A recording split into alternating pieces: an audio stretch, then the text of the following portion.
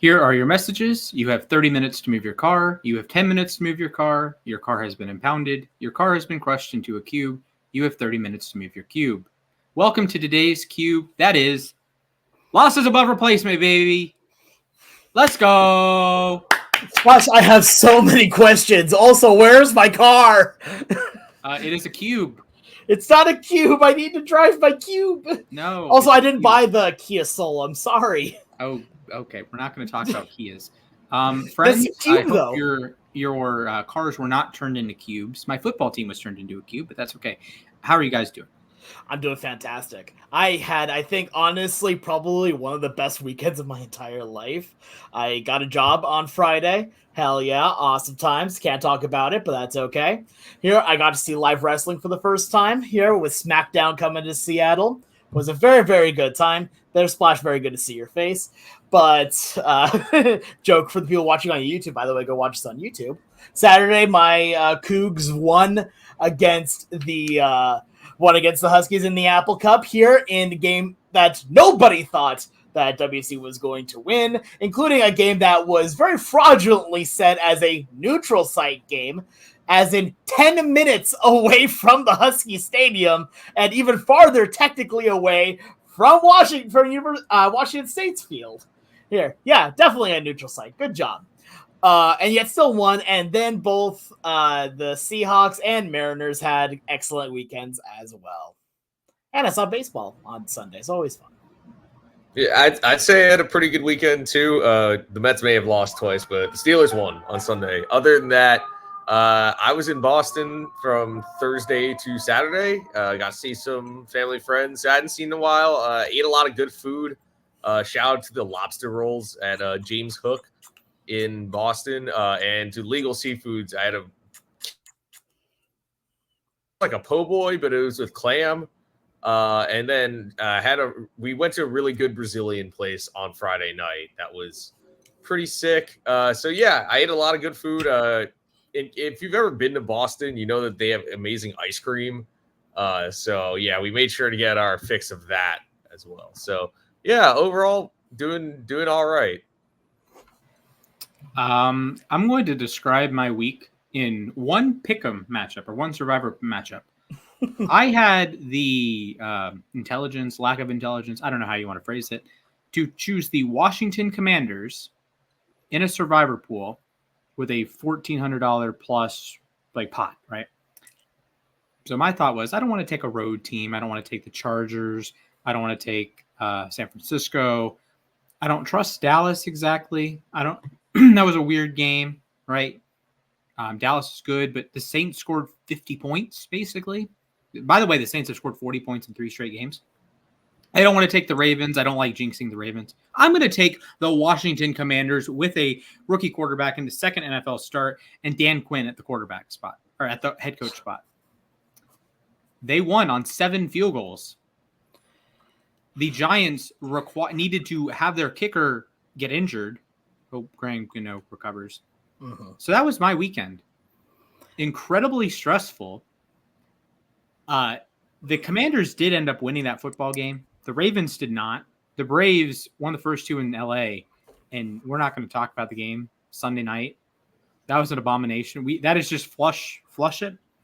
Work has been a pain in the buttocks. My personal life is stressful. This is not exactly a great week, but we are alive. That is the point. That is my overarching theme here. We are alive. We are still in the survivor pool, unlike the people that took Baltimore and San Francisco and Dallas. We are still alive with the Washington Commanders. Before the plans came up to go to Boston, I was potentially going to be at that Commanders-Giants game, and my friend ended up going. He's a huge Giants fan, and let's just say Giants fans are not in a good place right now. I mean, I do feel for them. Here's the thing, right? I don't want to disrespect Danny Dimes, but I think he does it himself. Not to be rude to the guy, but man, it's not fun to watch Daniel Jones try to play football. Yeah, I don't know.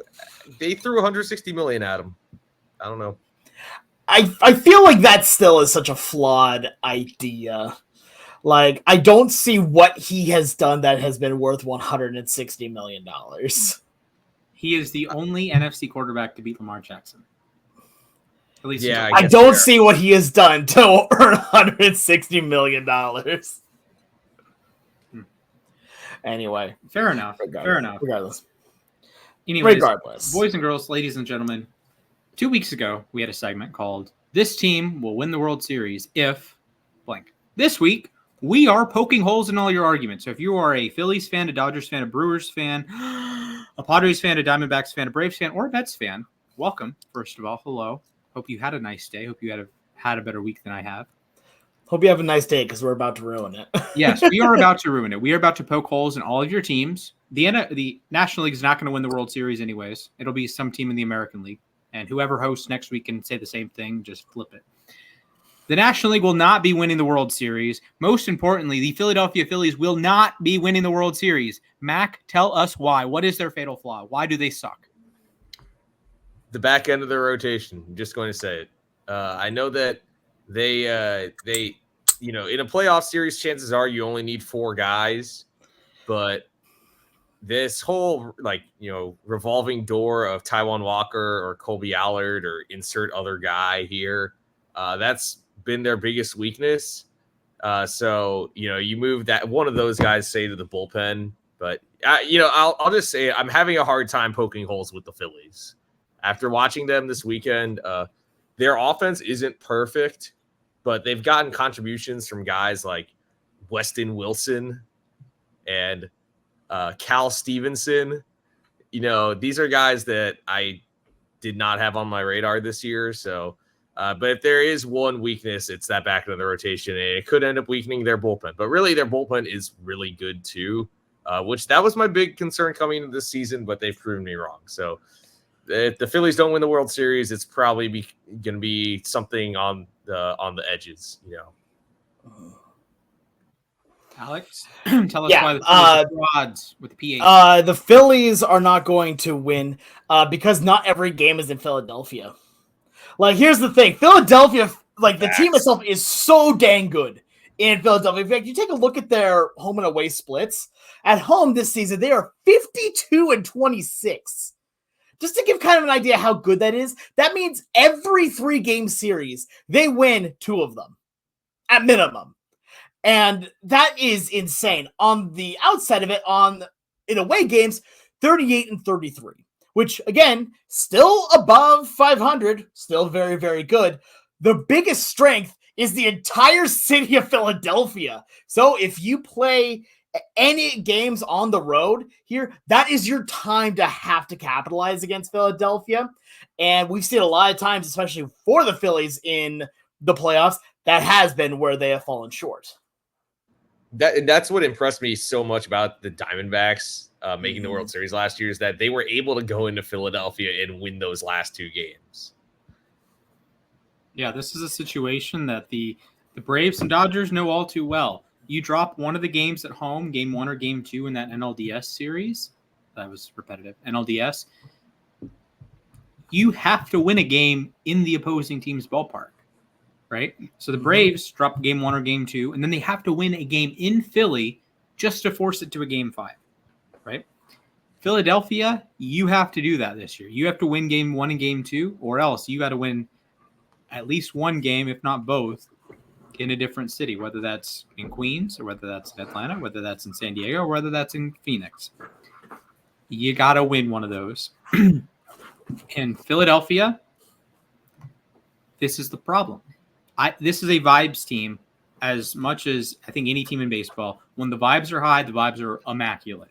Bryce Harper, Nick Castellanos, Bryson Stott coming out to A-OK. The vibes are just phenomenal. But when you lose, and you're a vibes team, you're a Philadelphia sports team. You look at the Eagles last year. As soon as the vibes went south, they hit a wall. They were the best team in football for 3 months or 2.5 months. And then they hit a wall, and it all went off the rails.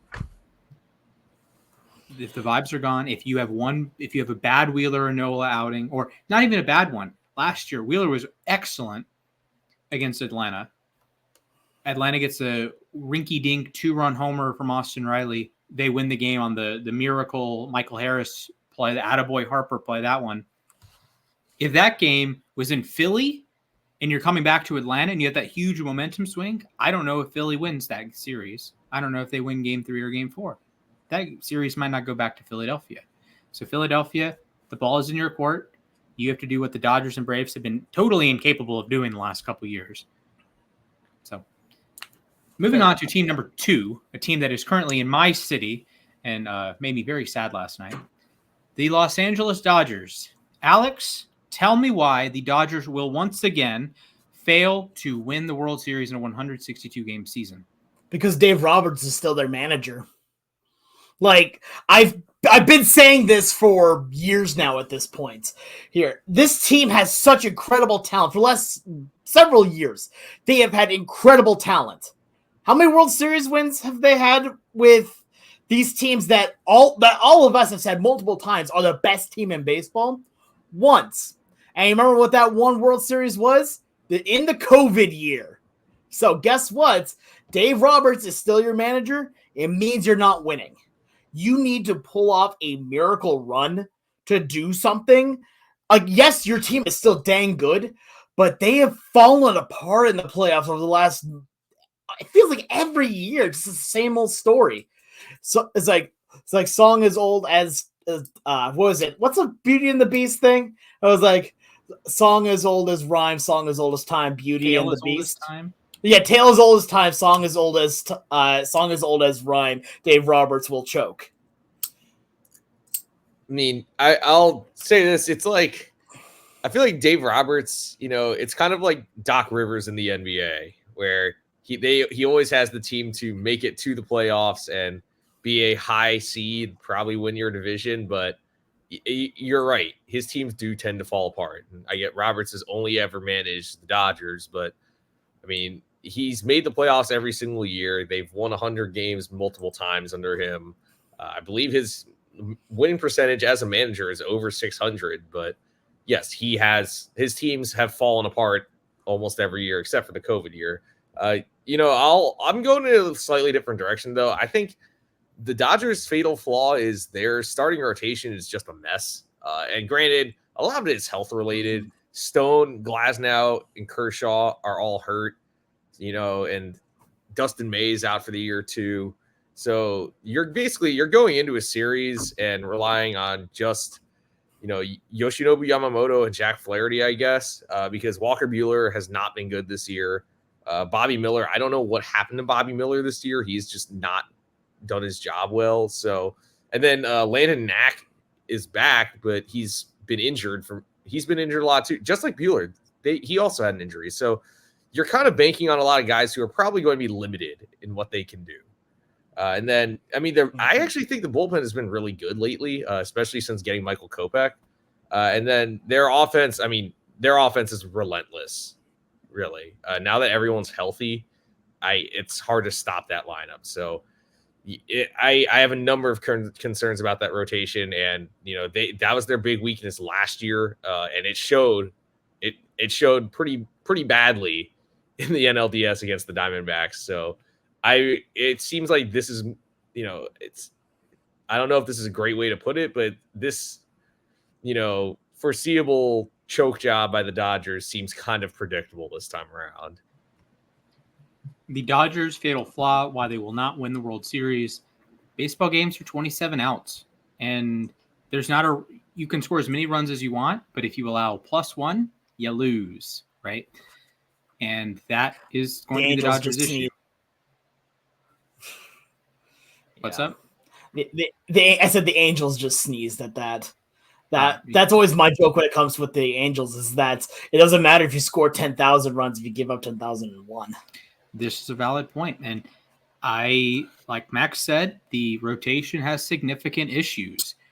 Do you trust any member of that rotation today to go get 15 outs in a playoff game? 15, not 20. I'm not talking about the days of Christy Mathewson complete game shutties. I'm not even talking like 6 innings. Can you get 15 outs and have a really taxed bullpen? Can you get 12 outs? Yamamoto is back and great, but he's not worked up all the way. and he's going to tonight. He's pitching, I don't know, 80 pitches, 75, 80 pitches. Are you asking him to throw 100 high stress playoff pitches? I don't know. I don't think so. Right. I don't trust the Dodgers to get into the fifth inning, even the fifth inning, consistently with their starters. And as soon as you do that once or twice in a playoff series, you might be cooked because you're burning up your bullpen arms. And all it takes when you start having that parade of bullpen arms, one bad inning, one guy who doesn't have it, one guy whose fastball is down a tick or slider isn't sliding that day, or the curveball just hangs a little up in the zone and you allow a homer or two, that's the series. That's your season done. So I don't trust the Dodgers to get through 4 innings in a playoff game consistently. Yeah. Like I 5 through 9, they can do that. But as soon as you have to do it twice or a third time and you're going to the same arms in the bullpen 1, 2, 3 times, I don't know, man. I don't know. That they have the offense to be in a lot of high leverage spots. You're going to have to abuse those high leverage arms. And sometimes it works. Sometimes you can Washington Nationals your way to a World Series. Other times you have one little bloop single here, one little slider that doesn't slide there, or one missed call here, and the game's over. Your season's over. So, Team number 3, Milwaukee Brewers. I have beef with you, so I'm going to start with you. The Milwaukee Brewers will not win the World Series because Pat Murphy has questionable levels of intellect. This is from one instance. This is just strictly from yesterday's game. Why did you not bring in Devin Williams? What are we doing here? He's one of the best relievers in baseball. He might be the single best reliever in the National League. And it's a key game. It's a key spot. You need to hold on. You need to keep winning baseball games. Yeah, we're just not going to bring in Devin Williams. We like the lefty-lefty matchup. Yeah, the lefty-lefty matchup means jack squat when the reliever is significantly worse than Devin Williams. Ladies and gentlemen, boys and girls, the platoon advantage is a thing, but you don't bend your will to the platoon advantage. If there's a lefty on the mound and you have Bryce Harper on deck, you're not going to a righty. You're not bringing in, Adam Duvall to face the lefty. You have Bryce Harper, all right? You have Ohtani, he's a lefty. You have Juan Soto, he's a lefty. You're not bringing in, no, righty's on the mound. We got to bring in a lefty. Oh, we're going to take out Aaron Judge. Who cares? Let him hit. And in this case, let Devin Williams pitch. I don't get it. Mac, tell me why the Brewers are frauds. Well, and to your point, Devin Williams actually has really good numbers against lefties. So, again, you got to factor in reverse splits too. But the Brewers won't win the World Series, I think, though, because of their offense.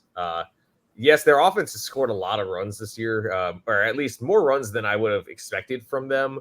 They are 3rd in the National League in runs scored, and obviously Willy Adames leads the NL in RBIs, and William Contreras has had a great season again. But Jackson Chourio has been fantastic the last few months, and if it weren't for Paul Skeens and Jackson Merrill, maybe Jackson Chourio would be the Rookie of the Year. But I have concerns. Rhys Hoskins has an OPS plus below 100.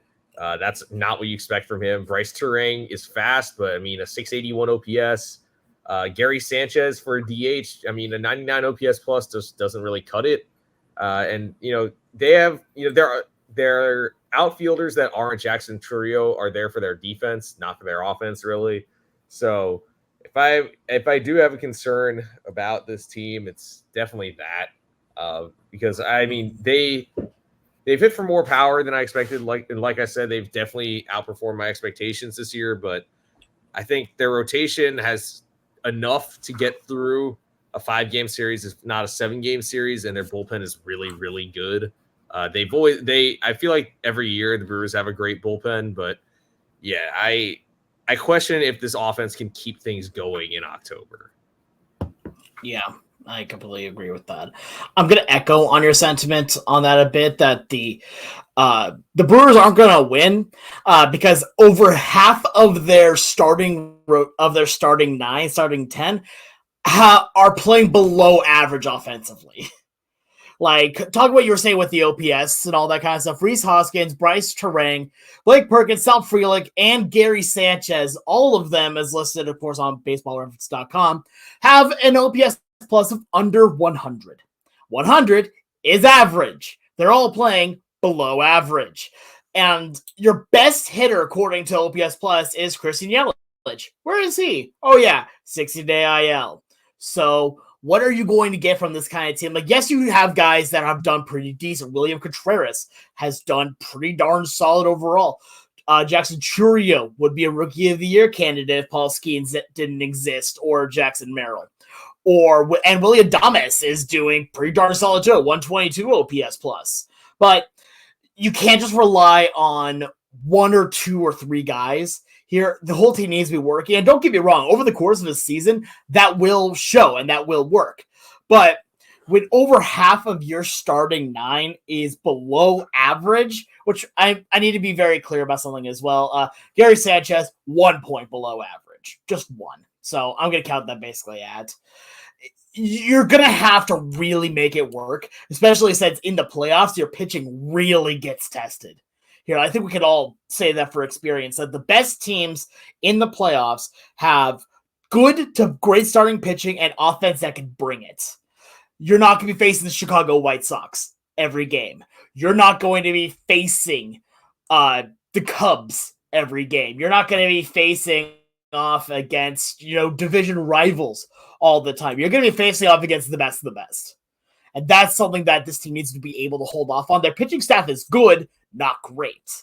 You have to make sure, if you're not going to have that great pitching staff, you need to overpower on offense, and I just don't see that here.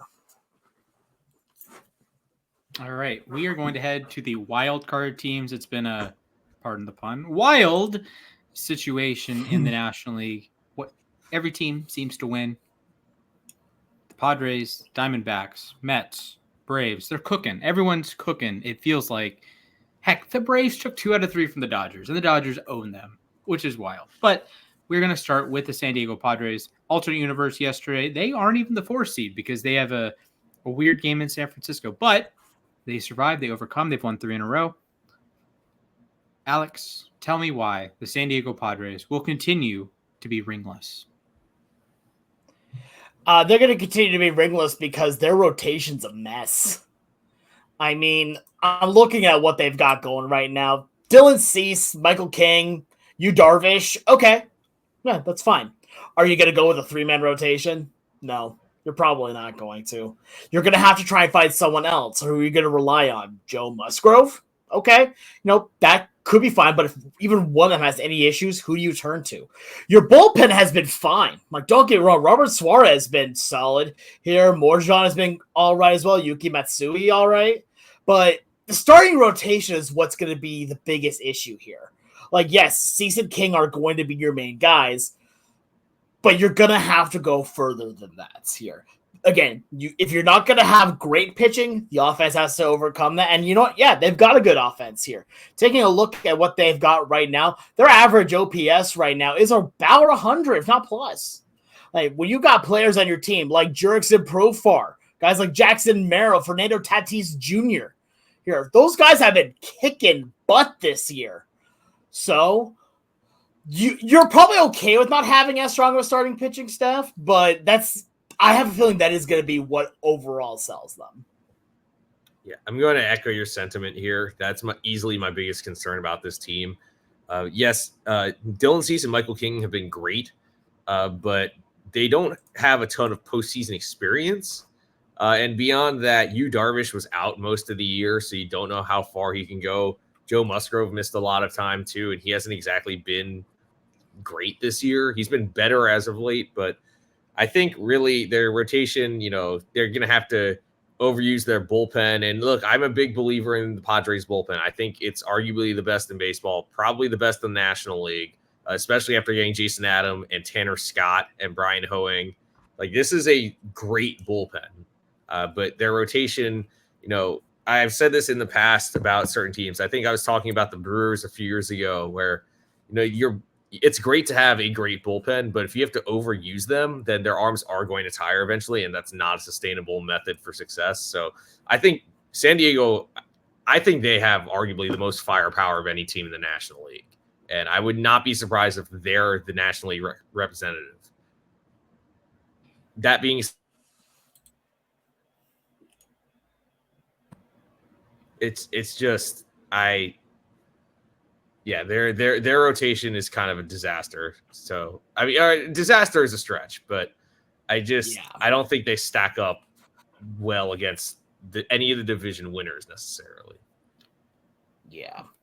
Ladies and gentlemen, the Friar frauds will continue to be Friar frauds because they are high leverage merchants, ladies and gentlemen. Last year, they had the worst luck ever. They were losing every single extra inning game. They were horrible in high leverage spots. They missed the playoffs because of it. That was a fundamentally more talented team. You don't trade Juan Soto and get more talented. Sorry, that just doesn't happen. Yeah, correct. It just doesn't happen. I know they got Cease. I know they brought up Merrill. I know Tatis is, Tatis was played most of the year last year. He's been injured at times this year. But to be clear, the Padres have had just absurd luck the other direction this year. Jackson Merrill feels like every other game he's hitting a go-ahead homer in the eighth or hitting a walk-off homer in the ninth. The Padres, to me, need more consistent offense than the whole eighth inning shtick. I know Luis Ariz has struck out twice in the second half.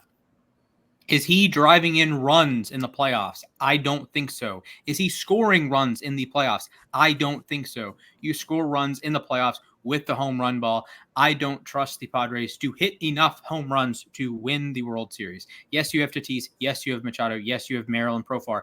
I don't exactly trust Jerks and Profar. Sorry, I know he's had a phenomenal season, but he's not exactly the number one on my trust list. Jackson Merrill has had an incredibly clutch season. I get that. I don't exactly trust a 21-year-old rookie making his playoff debut.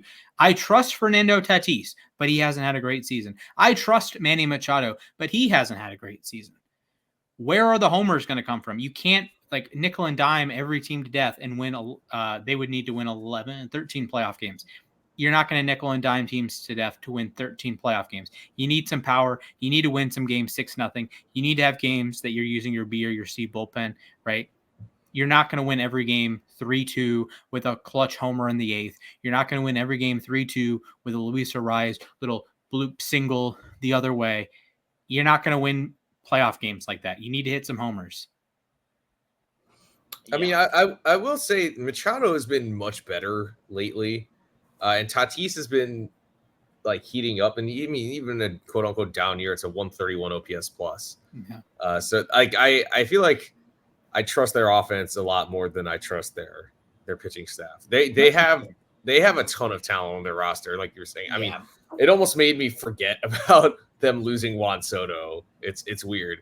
And to your point, last year, I think they only won one extra inning game all year. They're 9-1 this year in extra inning games. Mm-hmm. And it was in late September. It might have been. And also, they're 45-30 on the road this year. Worth pointing out. That'll help. Let's move to the other NL West contender here in the wild card race. That is the Arizona Diamondbacks. I watched this team come back several times against the Brewers last night, so I'll start with them first. The Arizona Diamondbacks will continue to be frauds and will once again lose before lifting the Commissioner's Trophy. Why? Because the bullpen is not trustworthy. In a sort of inverse scenario of the Dodgers that you need 27 outs to win a game, their 27 outs aren't coming from the back end of the bullpen.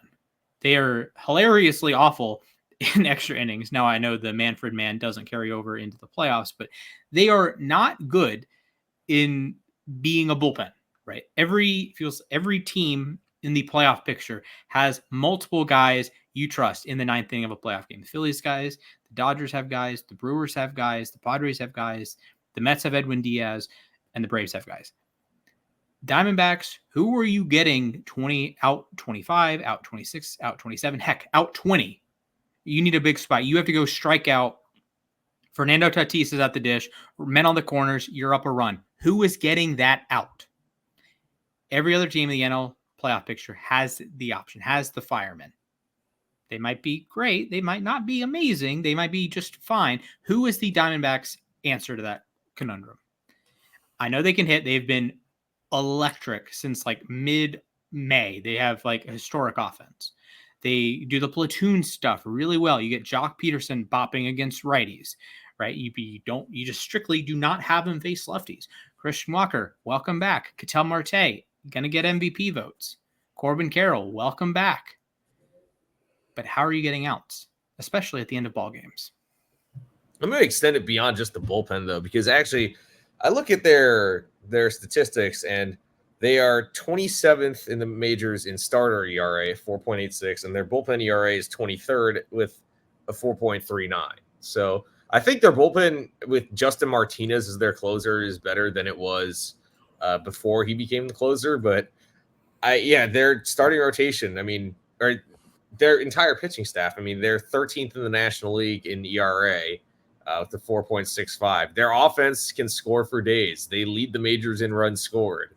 But I don't know how they can get 27 outs in a game, because really they're and they just lost Ryan Nelson, who had been one of their more reliable starters this year. So, I mean, you're rolling into the playoffs with, I guess, Zach Gallen, Brandon Pfaadt, I don't know, Eduardo Rodriguez is your 3. Erod hasn't been that good this year. I guess, Merrill Kelly's back. But that's a ragtag rotation right now. I know Zach Gallen was supposed to be your ace, and I guess it's still been your ace, but he hasn't exactly pitched like an ace this year. So that's a huge, huge question mark. And good pitching beats good hitting, and they don't have good pitching. Yeah, I'm going to echo into that sentiment as well. They're not going to win because they don't know how to pitch. Just outright on this one. Their number one pitcher right now, starting pitcher wise, is Zach Gallen, 116 ERA plus. The fact that, from Pfaadt to Montgomery to Kelly, it just isn't a good look. As well as Eduardo Rodriguez, all of them have an ERA plus of under 100. Below average, you're expecting that from your 2, 3, 4 starter in the playoffs. Good pitching is going to beat good hitting. But at this point right now, I don't care how good the offense is. The offense is amazing. But unfortunately, you can't have Christian Walker and Eugenio Suarez be every player on the offense. But regardless of that, still at that point, you need to make sure that you at least have something to kind of lock down enough so that offense can flourish. Yeah, I like the Diamondbacks. I really enjoy that team. They're one of my favorites in the National League. I don't see how they make it that far past a wild card series with the pitching staff the way that it is. This team is perfectly set up for a 1-game playoff. After that, things get really messy here, and that's the issue here. As much as I would love to see them make another miracle run in the National League, I just don't see it, unfortunately. It's weird because I feel like they're a much better team than they were last year, but then again, the National League as a whole has really improved. So it has, but also with the starting pitching, at least on the Diamondbacks last year, at least felt a little bit more competent. Yeah, I don't know much. Yeah. Well, last year, that's the thing, is they all stayed healthy last year, and this year they haven't. Merrill Kelly was fantastic last year, and obviously so was Gallen. He started the All-Star game, but this year they've all had their injuries. And I will give the bullpen this, is that, like I said, they made Justin Martinez the closer. I think he's really good. AJ Puck has been fantastic since they got him from the Marlins. So they made the right they got the right reinforcements there. They didn't really get that for the rotation. It's funny, if you go and look at baseballreference.com, AJ Puck, it says currently has a 9.94 ERA plus. Yeah, he's nasty, man. I'm telling you. So can we just have AJ Puck through every inning? Yeah, maybe he's your option. Maybe Ohtani's coming up and you need to put out the fire. Maybe AJ Puck's the guy you deploy in the 6th or the 7th and be aggressive in that Andrew Miller type role. Or in theory, how about wait a minute, hold up real quick. Let me cook for a second. Put him as an opener. And here's what I'm saying, right? Your offense is so strong that if you can get the offense going early, you can make the other team play from behind a lot more. I don't see that as a bad option. Yes, but Puck was comically bad as a starter this season. I saw him. Yeah, but he's not being a starter. I know, but when starting the game. Yeah, but being a starter means you go more than one inning, more than 2 innings. Being the opener means you're expected to maybe see the first 6 at most. Fair. I do wonder if obviously baseball's been around over 150 years, and Major League Baseball, we've played the World Series since 1903, basically.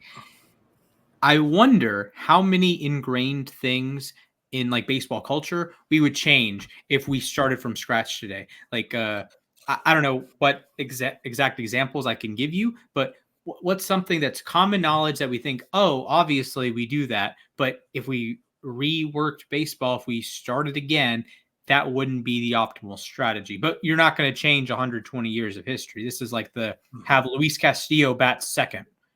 Why? Oh, he could bunt the runner over. Why don't you bat David Wright number 2? Sorry to use the Mets as an example, but I have their lineup card ingrained in my head.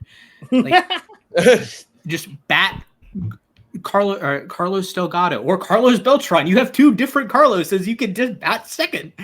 Anyways, we are going to move on. Actually, we'll talk about the Mets. I know the Braves. Oh, okay. Feel free. I was actually gonna say something kind of along the lines of what's something common that we probably would rework at that point. We also have a catcher rotation.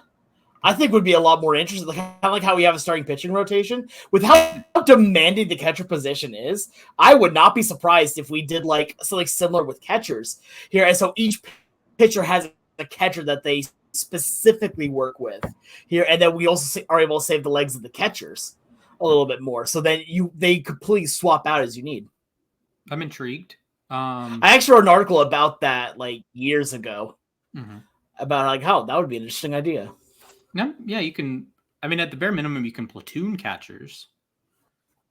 Having a lefty hitting catcher and a righty hitting catcher. But I'm saying like legitimately, like how we have starting pitcher rotations, do that with catchers. I think that'd be interesting. I don't know. I'd be interested. I'd be interested in that history. Yeah, I'd be intrigued. Yeah. One team that is also interesting in the OMG way, the Grimace way, the Haley Welsh way, the New York Metropolitans. Mac, I know you've never seen your team win a World Series, so why will that continue? Because they need to get the final 6 outs of every game, as shown. As exposed pretty badly this weekend in Philadelphia, for some reason, getting those last 6 outs is like it's like pulling teeth for this team. I mean, seriously, you had a 4-0 lead on Saturday. Yes, Bryce Harper hit 2 home runs, but you had 2 outs and you're facing the number 9 hitter, and you get beat by Cal Stevenson. Then you go to Sunday. All right, finally, Tyrone Taylor hits a home run. You have a 1-0 lead, and you get beat by Buddy Kennedy. You got beat by a guy who was on the waiver wire. With all due respect to Buddy Kennedy, he's also a local kid from New Jersey. But yeah, it's like it's a mess right now, really, because the Mets have not done a lot of losing over the last few weeks, but 5 of their 6 losses have been because of the bullpen, or the bullpen at least has been charged with the loss. Yesterday was largely on the offense. And I'm a big Edwin Diaz fan. I think in general, he's been better ever since returning from the sticky stuff suspension, but he's been responsible for 3 of those losses. So like I was saying, if they can figure out how to get the final 6 outs, I said that's how they could win the World Series. Well, right now it's going to be how they don't win the World Series. Alex, tell us why the Mets will once again not lift the Commissioner's Trophy.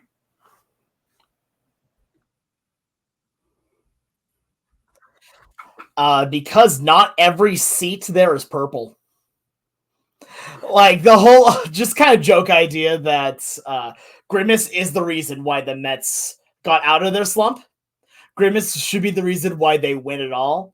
They're not able to do exactly that yet. As not every seat there is purple. Not every fan there is wearing a purple jersey. That's what they need to win to break their own little curse. Like if you want an actual answer, it's honestly the bullpen. Like the bullpen needs some work, has some issues as well. Like again, Diaz, I still like him a lot. Still one of my favorites, but we've seen it time and time again that it's just not come to fruition.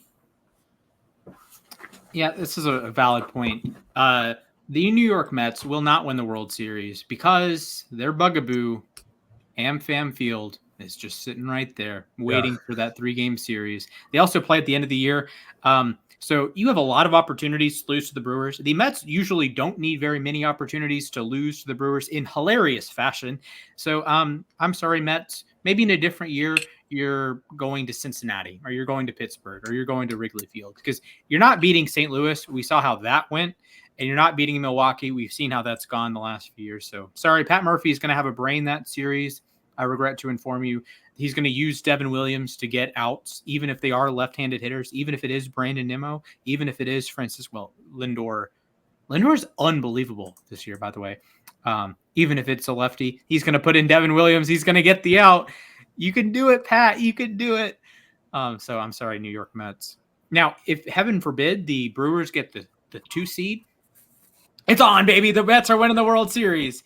They go to the Dodgers or the Phillies and absolutely whack them because that's what the Mets are going to do. Just bring out Grimace for the first pitch. I know it's on the road and the playoffs and you don't really do that, but bring out Grimace and wear the purple City Connects every single game, and they will win the World Series until they play the Brewers. But thankfully, the Brewers are probably going to lose to a non-Mets team, so just throwing that out there. I will say that the Milwaukee series has definitely been on my mind, just like basically ever since the Mets got back into contention. It's like, oh boy, that's going to come down to the final week where they have to first go to Truist Park and then face the Brewers in Milwaukee. And I saw the Brewers already sweep the Mets to open. Like Splash was saying, the Mets have lost 18 of their last 21 games at AmFam Field. So, and I will say this, that maybe the Brewers have nothing to play for that last weekend of the year. So, maybe that helps them. Just like someone was mentioning recently, like a little bit ago in a group chat I'm in, that the Phillies are probably going to clinch at Citi Field this week. Well, the Phillies then probably don't have anything to play for, maybe other than the 1 seed.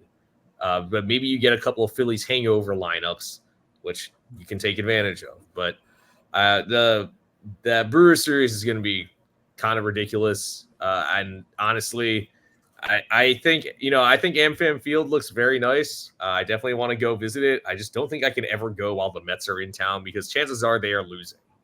So if it's beyond the bullpen, AmFam Field, definitely. It's like, how would I equate it? It's like when the Ravens play the Steelers. Well, Raven Steelers. Yeah, I was thinking. Wow, I was trying to come up with like something from a movie, but I couldn't think of one. It's like I don't know if I'd call it the Death Star. The Star Killer. Yeah, exactly. Even worse. Well, my friend, from your team to my team, the Atlanta Braves will not win the World Series because it is impossible for a team who misses the playoffs to win the World Series. We're not going to talk about last night. Frankly, I don't think the Braves have the requisite star power to overcome anymore. Marcell Ozuna hasn't hit a home run in a month. Matt Olson doesn't hit home runs. He only hits doubles. The team cannot hit in clutch situations. Runner on third, less than 2 outs. Listen, I appreciate the lack of approach. I appreciate it when you have a lineup 1 through 9 that could all hit 30 home runs in a full season. I appreciate that when Ronald Acuna is his own run scoring machine. I can appreciate even this year, he scored a ton of runs despite only having a 350 on base and only being like an average MLB player. But the Braves at this point, to me, don't have the star talent, you just look at the Dodgers series and Ohtani comes through with 2 RBI doubles and Betts comes through and Freeman comes through. And I don't think the Braves have an answer. I don't think the Braves will be in a playoff series that they have the best player on the field outside of Chris Sale. Chris Sale has been unbelievable. He might as well go against like the Murderers Row, and I think he'd allow 2 runs. So that's my synopsis on the Braves, their whole season. So Acuna, Strider, return soon, please. Yeah. It's weird for me to say it, but I think the offense is, last year, the year before, they were arguably the best 1-9 in baseball. This year, they're far from it, and it's probably going to be the reason they don't. If they make the playoffs, I don't know how far they can go. And if they don't make the playoffs, it's, their lineup has been decimated by injuries, top to bottom. Albies, Acuna, Riley, and then I will say their pitching staff has been fantastic this year. They have the best ERA in the National League, and Chris Sale will probably win his first Cy Young award. Their bullpen, I mean, Raisel Iglesias will probably get down ballot Cy Young votes, and heck, maybe he'll even snag like a 10th place MVP vote. The bullpen has been really, really good this year. You enter a series probably with Sale, Fried, and Schwellenbach, maybe Morton. That's a good 4-man rotation. But yeah, their offense is, there's, the whole good pitching beats good hitting, but their hitting doesn't do enough to beat good pitching. Yeah. I feel that. And so for me, honestly, the main reason why they're not winning is because you're not playing in a hospital. At this point right now, take a look at the main players. And this is an unfortunate, because I love a lot of these guys. I honestly do. Ozzie Albies, Austin Riley, Acuna. Let's see, who else? Darius Vines, AJ Minter, Reynaldo Lopez, and Spencer Strider. A lot of amazing players that are just not on the field because they're hurt. And like you said there, Mac, last year, this team, top to bottom, when healthy, was fantastic. And honestly, this lineup is still pretty good, but not anywhere near where they could be right now if players had been able to stay healthy. Imagine if we had another full season of Acuna, right? Would have been amazing to see. But because of that, they've been weakened so much to the point where, I don't see them being able to continue on in that kind of way. Don't get me wrong. They can do well, especially when you talk about great pitching versus great hitting. At this point, when you have guys like Chris Sale that can do this and other pitchers that are still making it work, they're going to need to, if they're going to make a run at it, they're going to have to basically do what the Diamondbacks did last year of just play the game close, try to win these close games as much as you can, and play from there. So I do have one more thing to add. This is kind of the shtick the Pittsburgh Steelers have, that you have the one super elite player, that's TJ Watt, and the rest of the team is good. They will make plays, but when it comes down to it, I don't know who is stirring the drink. And without Acuna, without Strider, you have Sale. So Sale's the TJ Watt equivalent here. Without Acuna, without Riley, without Olsen not having as good of a season as last year, with Harris struggling, I don't know who's stirring the drink. I don't know who's driving in runs and scoring runs in a playoff game. I think Sale can get outs. Schwellenbach's a rookie, so he comes with the normal rookie caveats. But I think Schwellenbach is a awesome pitcher.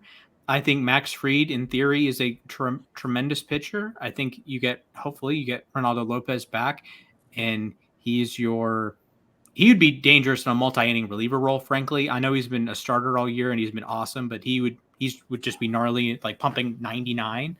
Morton is a playoff hero, but I don't think you have the star power. I just don't think you go into a series with a team, you don't have the best position player. You might not even have a top 3 position player, depending on who you're facing. So unfortunate, but we proceed. And next year, April 1st, hopefully Spencer Strider's out on the mound and Ronald Acuna is patrolling right field, because he's even injured Acuna, it would probably be a better defensive player than Jorge Soler, with all due respect to Jorge Soler. And Acuna's not even that great defensively to begin with.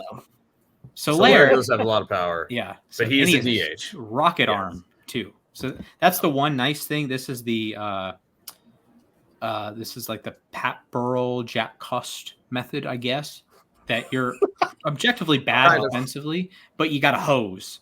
So it helps a little bit. Adam Dunn, I guess, had a hose, but he was so bad that it didn't matter. Yeah, no, there are a couple of Vladimir Guerrero actually. Guerrero's first thing that came to my mind at that. Very below average defensively, actually, but oh my god, he had a ridiculous throwing arm. That's one of the best I've ever seen. Mm-hmm. Man. Fear stat. Fun times. Well, one of the best games I've ever seen is Immaculate Grid. Well, this case, we are actually seeing it. It's blind, And Alex is leading us. He has put the blindfolds over our eyes, metaphorically, of course. We're not into that. Ayo. Yeah, ayo, ayo, ayo, ayo. Actually, no, I'll use the clip I've recorded before.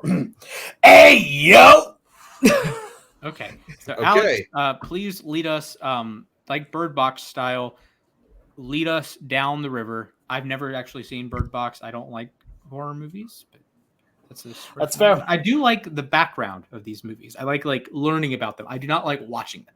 That's I respect that. I'm with you on that one. Shout out to All right, ladies, gentlemen, theys and gays, and everyone in between. It is now time for the blind immaculate grid. So I have a grid. I drew it on my whiteboard here, and the only teams, by the way, no stat things, nothing like that.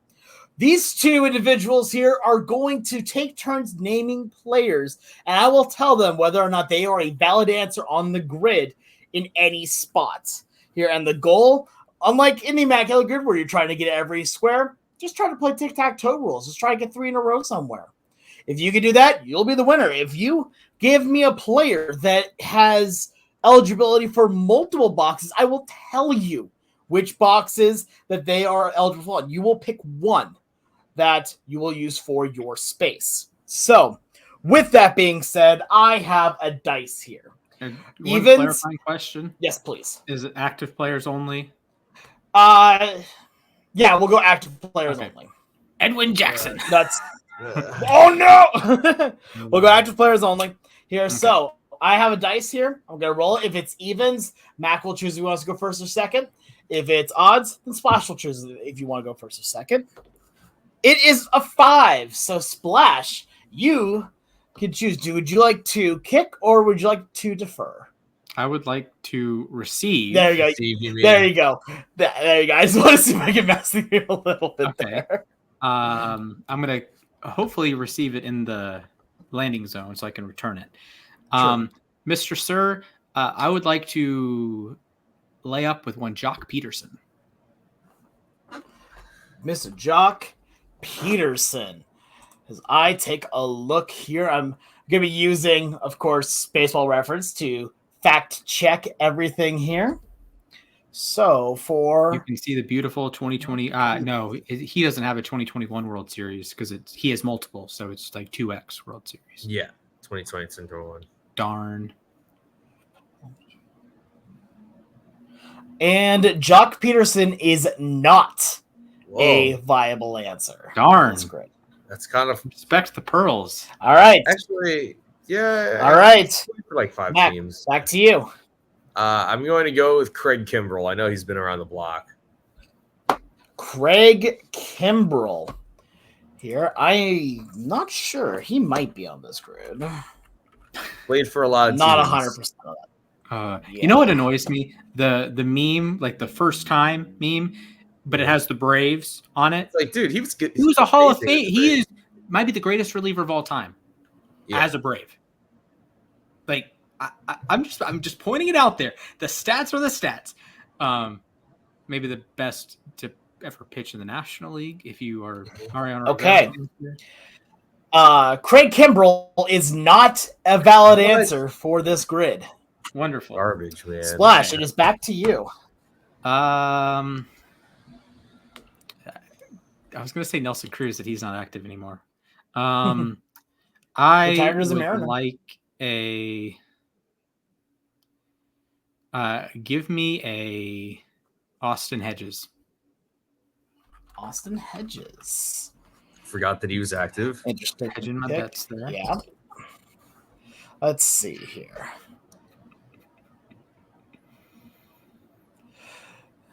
Trying to make sure that I'm getting everything right here. I don't want to accidentally lead y'all astray.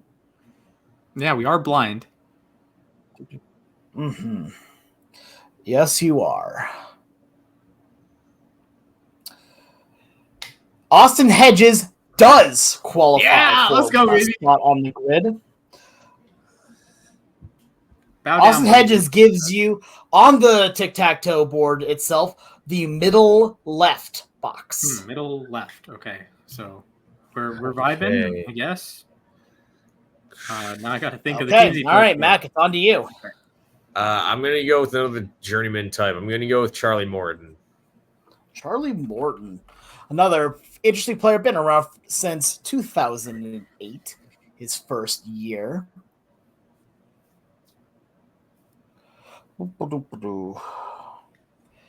Let's see. I wish my computer was not running so slow. That'd make this so We all much need new easier. laptops. Subscribe to the Patreon so we can get. We all do need more laptops. But give us a reason to make a Patreon. Okay, that's a good point. Unfortunately, Charlie Morton is not a valid answer for this grid. Okay, back to you, Alex. Give me a David Robertson. Oh, Robertson of David. Here also plays 2008. As I look through his listing, World Series champion. Oh,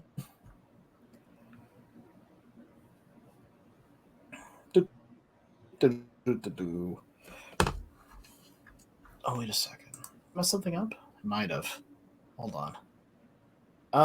No, I didn't. Okay. I was like, wait a minute, I forgot one of the teams for a second. Yeah. No, we got this. So let's see here. His name is Raven Davidson. Raven Davidson. Good. You did it, buddy. Congratulations. Shout out to Los Angeles Ravens for giving both Gus Edwards and J.K. Dobbins 17 carries plus. There is no love for David Robertson on this grid. Tough. Okay. All right, Mac, back to you. Okay. I'll go to his teammate Kirby Yates. Kirby Yates, playing since 2014. Here, we'll make sure we see what we got. I know he's been around the block too.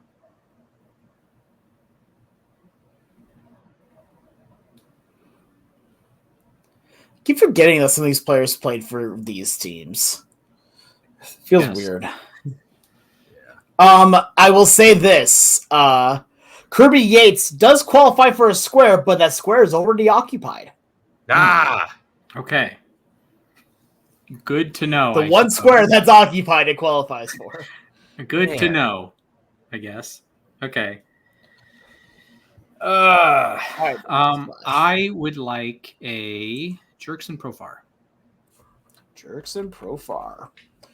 You're having an incredible year this year.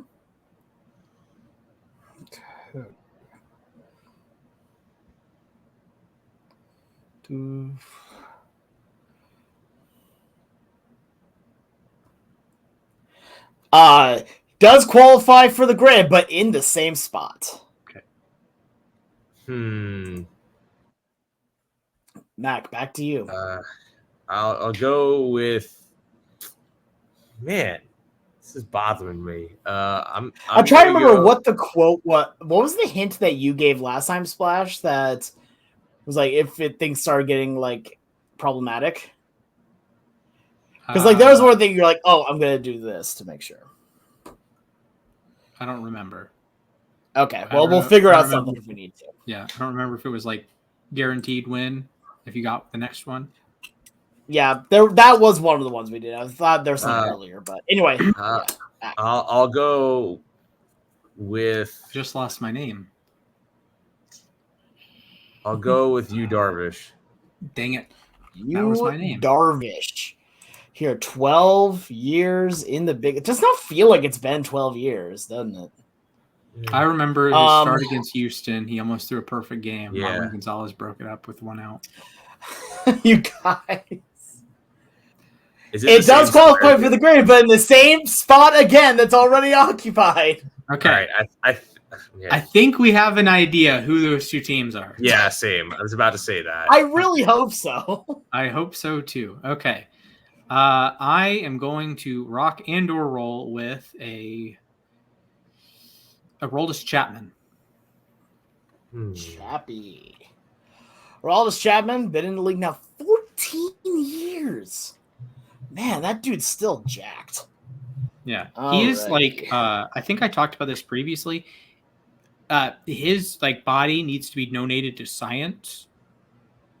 Like his mechanics are flawless. He never gets injured. He's just pumping 104 still. He's just a 37-year-old. Okay. Yeah, he's just an insane athlete. All right. Who said Aroldis Chapman? Mr. Splash did. Splash? You have got the center square. Oh, man. Okay. Clutch. All right. You are one square away from winning this. Wonderful. Yeah. So it is on to Now I Mac. have to find a way to block him. Mhm. And the hard part is trying to figure out what that team is. Okay. Yes, because you guys are blinded on this. Yes, because there's a lot of players we've mentioned who qualify, but we're like eliminating Okay. teams on that side. I'll go with Joey Gallo. Joey Gallo, that's a name right there. Mr. Light Tower Power himself. Oh yeah, Light Tower Power Joey Gallo. The most disrespected player in ball. Joey Gallo. Ooh, wait.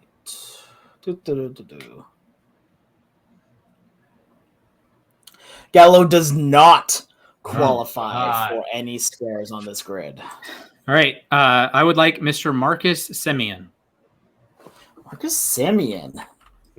That's Oops, I gotta make sure I actually spell things right. There we go. 11 years in the big leagues. This one should be a little easier to parse Imagine through. the all White Sox team, like with former White Sox players. Yeah. Marcus Semien is not a valid answer on this grid. Tough. Okay. Mac, back to you. I'll go with Max Scherzer. Max Scherzer here in the league since 2008. Let's see what we got from one Mr. Scherzer. I'm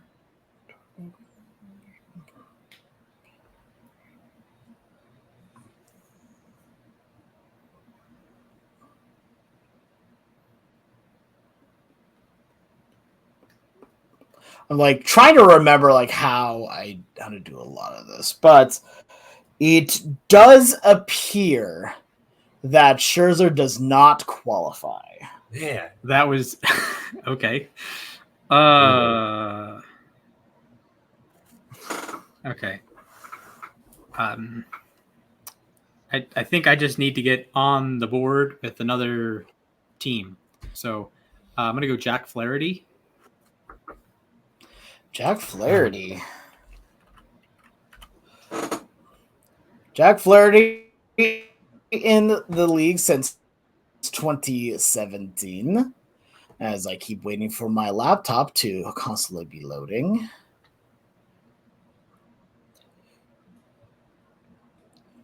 Jack Flaherty does not qualify for any square on the board. Man. Mac, to you.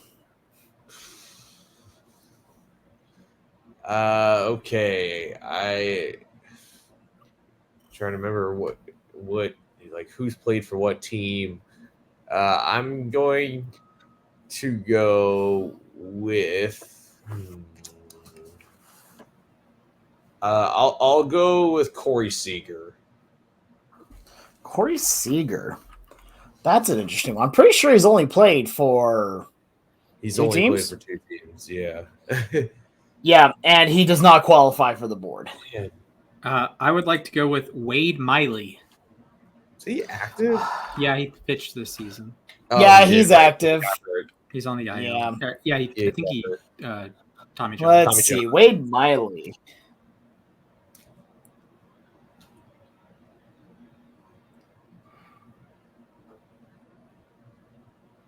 Oh. I'm learning things about some of these players. But That's good. let's see here. Wade Miley does not qualify for this. Goodness gracious. Yeah. Yeah, you guys are like dancing around some of them, and it just makes me laugh at this point. But Oh, You don't know guys if I are have like more success trying to- obscenely close on things. I don't know if I should keep going for the middle right, or if I should try and get a different, like have multiple options of winning here. That's fair. All right, Mac, back to you. It's tough. Yeah. Okay. Mm-hmm. The hard part is also thinking of active players. Yes. I mean, now you guys see why last time when we did this, I just had a stack of baseball cards. I just started looking through them to think of names. It's not a bad strategy. I'm gonna go with Jose Trevino. Jose Trevino. That's not a name I was expecting to hear today. Platinum Glover? 2018, Yeah. 2024.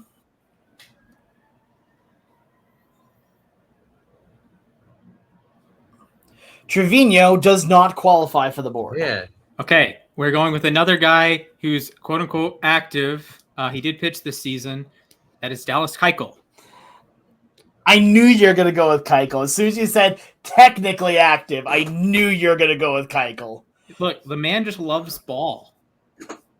I respect it. No, I respect it. Yeah. Did he start? All right. Keuchel has been with a lot of teams. So this was going to take a second for me to kind of parse through.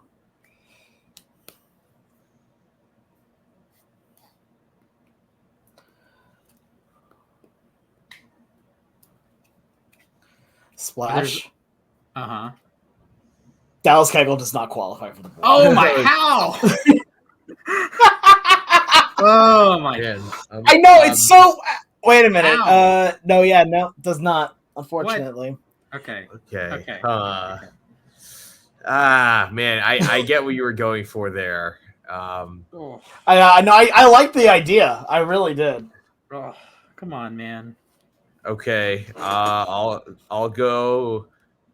I'm just shoot for any square. I'll go with Rich Hill. Dang it! Rich Hill is like the. I'm surprised it took this long to get to Rich Hill because I'm sure he's gonna put some level of this. I'll be honest, I wasn't sure if he was eligible until you started mentioning Wade Miley and Dallas Keuchel, because like Rich Hill just got released, but he did play this year. Yes. Oh, okay. I apologize for the ambulance going out. They're coming to resurrect me after you stole Rich Hill. Oh, Black Betty ambulance. Okay.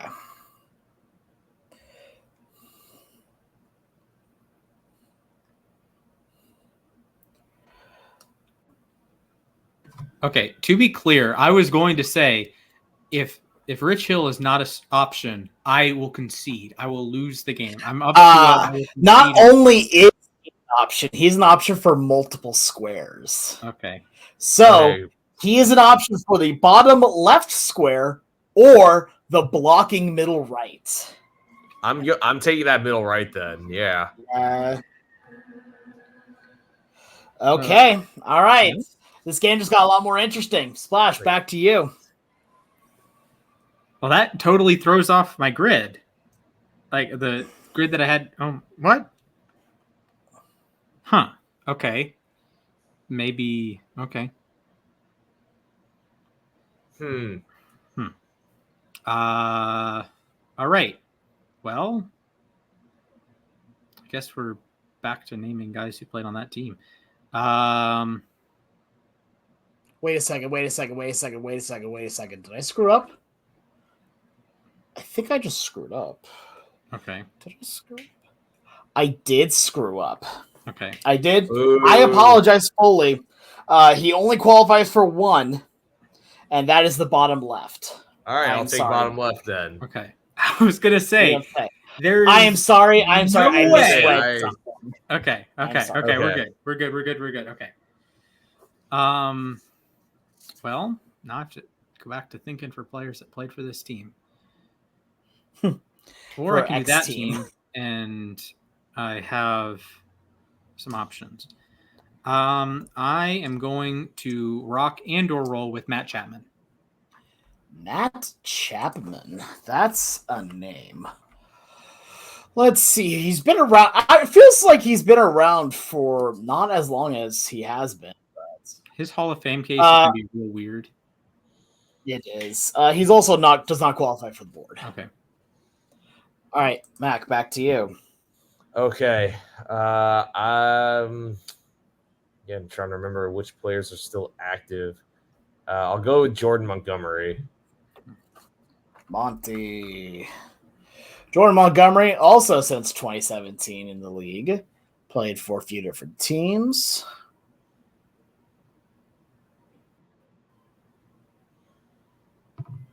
Does not qualify for the board. Okay, we're going to go with a World Series champion, Travis Jankowski.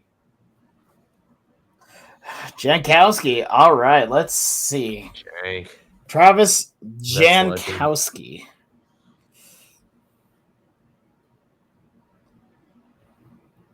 Come on, load, please. There we go.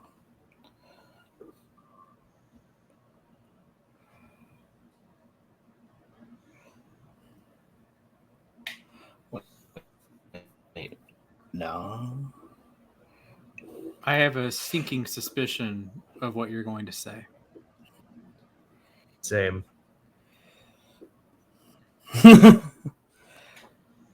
Let's see here.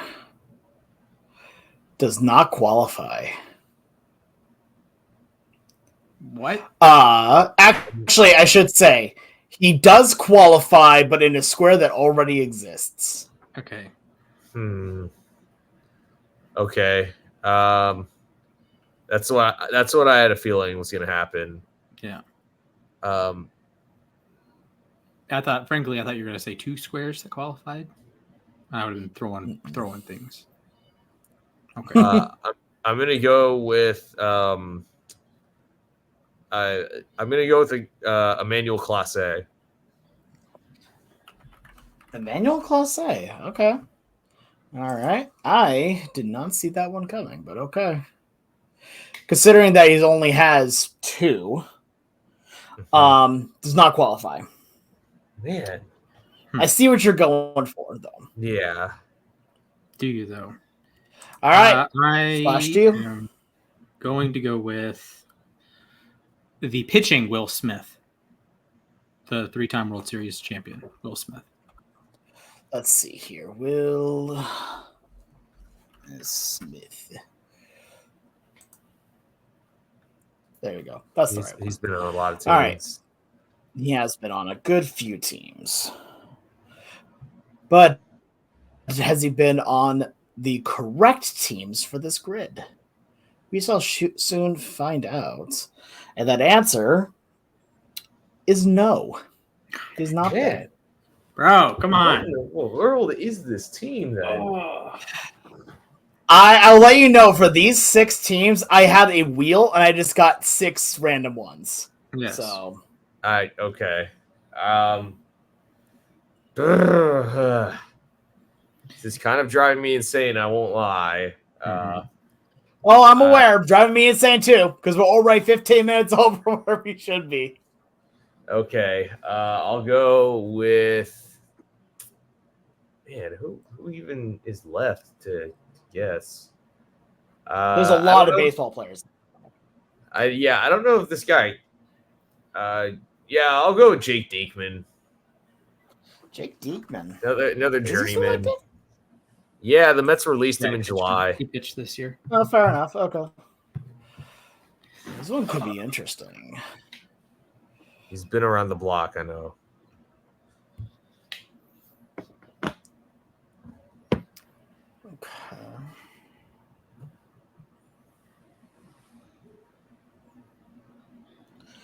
Okay, Mac. Jake Diekman qualifies for 2 different boxes. What? Oh, my goodness. And those, as long as I have... There we go. Yep, I got... Okay. This one, it is for both bottom right and middle right, the blocking one. Oh, of course. Brilliant. Man, I'm actually going to go with the bottom right. Just because I know that if I go for the blocking one, we're just gonna end up on that forever. Yeah, no, I'm aware. I respect it. Plus, also it puts you both one away from winning. Yeah. Yes. All right, Splash, to you. Okay. Going through the Rolodex of names.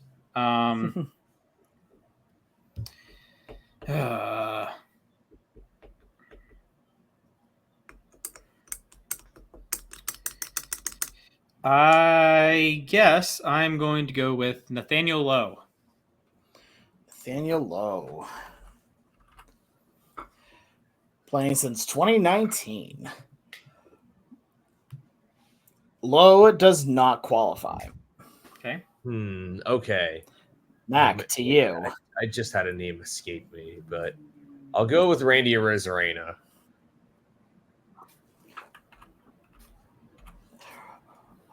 Just hit a big old home run, going 20 for 2020 for the fourth year in a row. Good for him. Does not qualify for the grid though. Yeah. Okay. I'm gonna go with Johan Ramirez. Slash to you.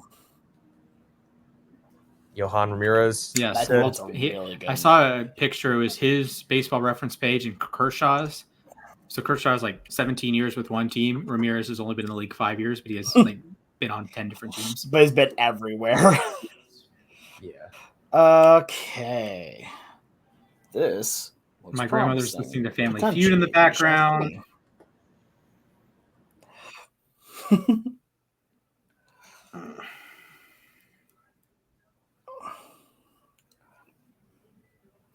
All right.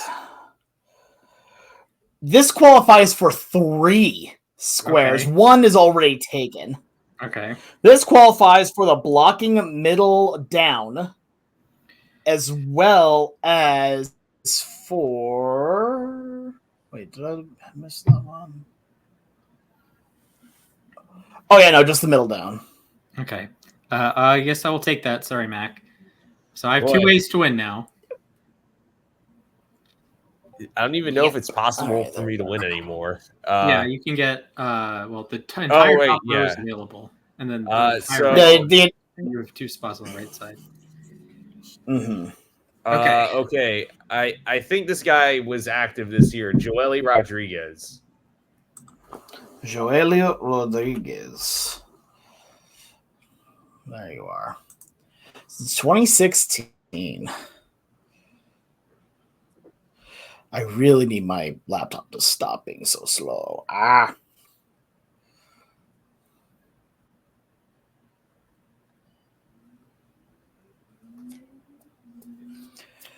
right. Joel Rodriguez qualifies for 2 squares, one of which is already taken. You get the middle right for the block. Oh, my goodness. I had a feeling. Okay. And that also puts Mac back at 1 away from winning. Mac would need the top right. Splash needs the top middle. The top left square no longer really matters right now. We have no idea who the top row is, which is a bit of a problem. That's honestly, it's hilarious to me. That is objectively hilarious. We don't know the top row at all. Okay. Correct. Okay. Andrew McCutcheon. Ooh, Kutch. That's an interesting one. He's active. He is very active. Especially with furries. I wasn't gonna bring it up, but you're not wrong. Yes. All right.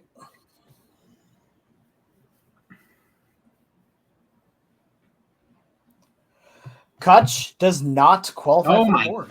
Gracious! Actually, I think I knew that was coming. I'm going to go with Kyle Schwarber. Oh, sorry, Mac. Yeah. Kyle Schwarber. No, he's played for a few different teams. Schwarby. He has played for a few different teams, and he's been hitting nukes with all of them.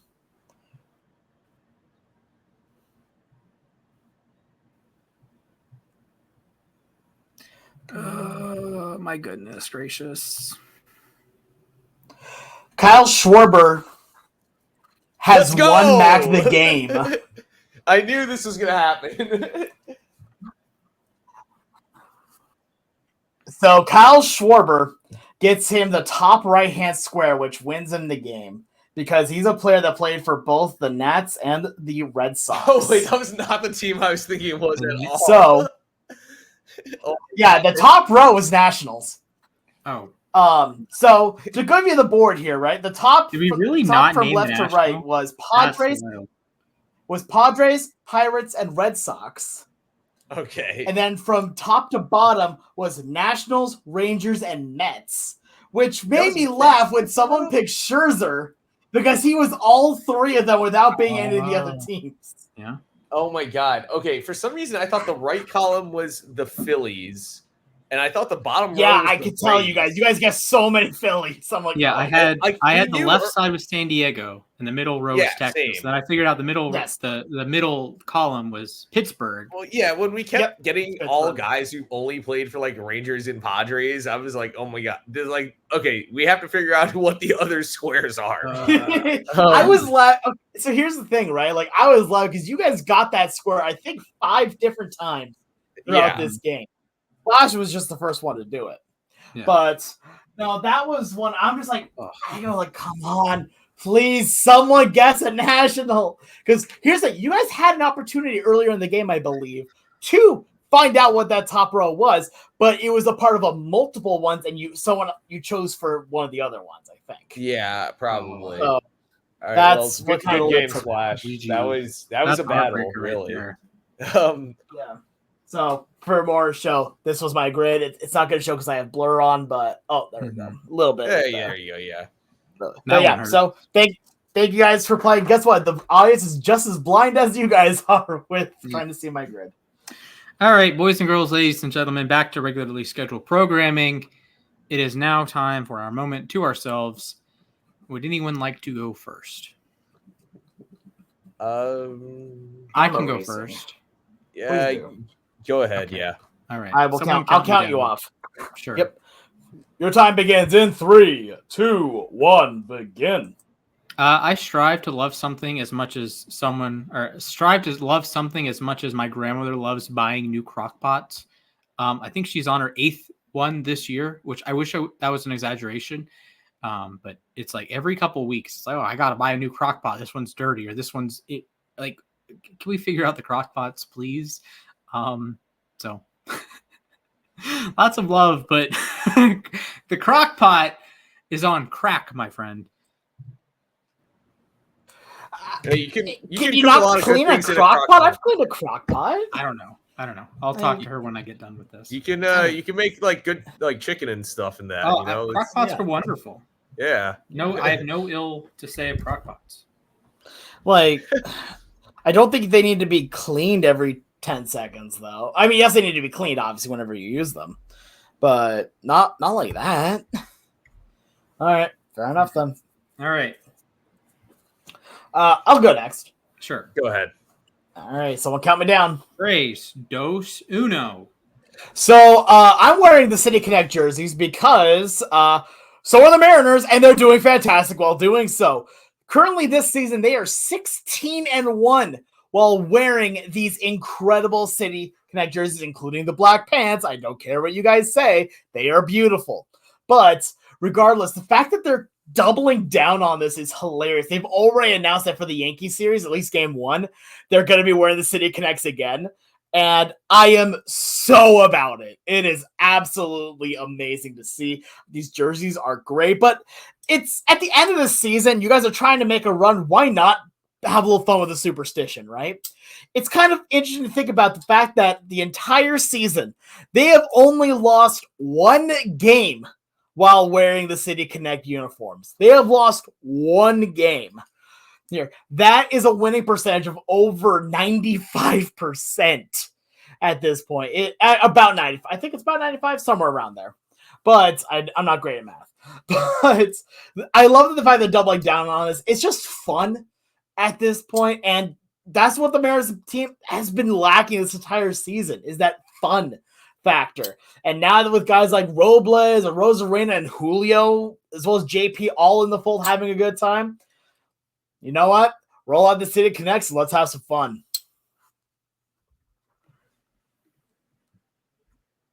That's the second time I've done that. My bad. No, you're good. I probably should have done it myself. My apologies. All right. Mac, it is your time to shine, my friend. All right. Somebody count me down, please. 3, 2, 1. Go. Yeah, I just really quickly want to give my flowers to Bowden Francis with Toronto. Just the for those of you who maybe didn't watch, the Mets became the second team to break up one of Francis's no hitters in the ninth inning. This time it was Francisco Lindor leading off with the game tying home run. Which, by the way, MVP Francisco, please, I hope you're back. Heals quickly, but over the last 2 months, or ever since he became a regular starter, he's only allowed 15 hits in like 45 innings, which is insane. I just feel like, because the Blue Jays are not in contention, he's not getting as much attention as he deserves. And yes, he was August pitcher of the month, but this is a guy who was relatively unknown. They only got him as, in a trade for Rowdy Tellez in 2021. And I was not familiar with his game. I'll say it. And that game, he only struck out one batter. He didn't have great stuff that day, but he has a lot of movement. He doesn't blow guys away, but just keep an eye out for this guy. He's kind of old for a quote unquote rookie. Actually, I realize he's not a rookie anymore, but just keep your eyes open for this guy. Maybe he doesn't actually end up like an ace like he has been lately, but this guy, Bowden Francis, is very good. And shout out to Sean Manaea. I noticed Manaea sort of tip his cap after his outing. So yeah, that's just I just wanted to make sure to give this guy some credit. All right, boys and girls, ladies and gentlemen, Bowden Francis is like setting whip records over here. Yes. So good job, Indiana Jones. Anyways, that will bring us to the end of our episode today. I started the episode off with a Simpsons reference. I will end the episode off with a Simpsons reference. So Santa's little helper, you're coming real soon, pal. So we'll see you in a future episode.